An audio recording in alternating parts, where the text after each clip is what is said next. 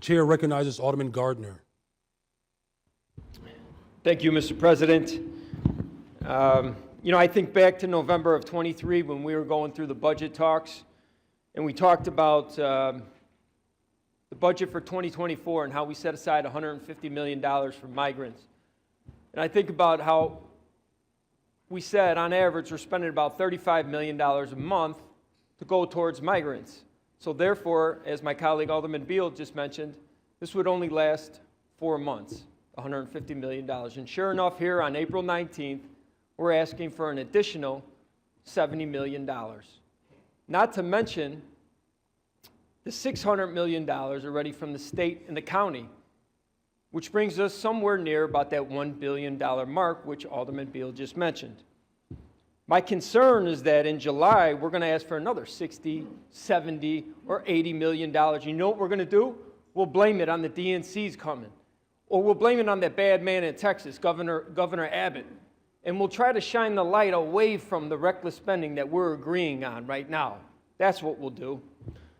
And where's the money going? Who's the money getting? Who's getting the money? Good question. It ain't Chicagoans, and it ain't the migrants.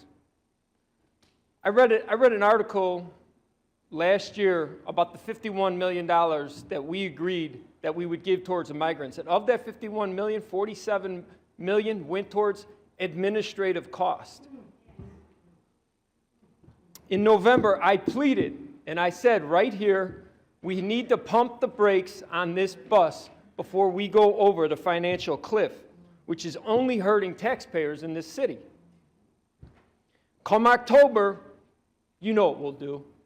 We'll ask for another property tax increase. You know the game. No property tax increase in 24, but as I said in November, we will damn sure have one in 25 and 26, but we won't do it in 27 because that's an election year, as I said. And we don't ask aldermen to vote on a property tax increase when it's time for re-election. I also mentioned you can order steaks all you want from the menu, but somebody's got to pay. Problem is the ones paying ain't eating. Only ones eating are those with the contracts, and they're at an all-you-can-eat buffet. My community and many other Chicagoans are fed up. People are leaving this city, and can you blame them? You have a 67-year-old woman in Portage Park walking down the street at 11:15 a.m. to the grocery store. She gets beat up by 4 thugs who takes her phone and any other little miscellaneous things that she had. Here's a crazy idea. Let's take that $1 billion and let's start addressing crime.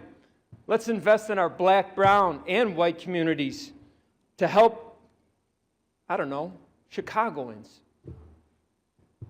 Let's help veterans find housing. Let's build better schools and parks for our kids.